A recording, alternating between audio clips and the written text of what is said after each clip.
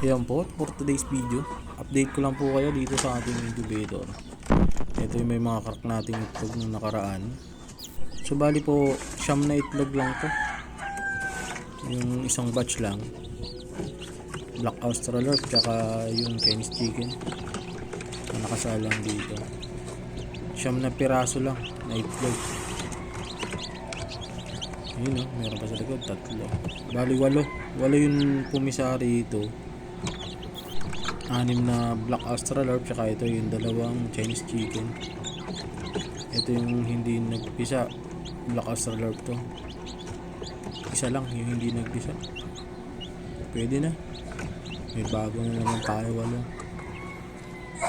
walong sisiyo. Ayan yung Chinese chicken. Bilis lang nilang dumami. Ito maganda pag may incubator, mabilis lang po magparami ng manok. Bali ito, dito na muna sila magpapalakas ng konti. Mga isang araw na sila dyan. Tapos pagka isang araw, ito naman ililipat ko dun sa kanila, dun sa kabila. Ito, second batch naman.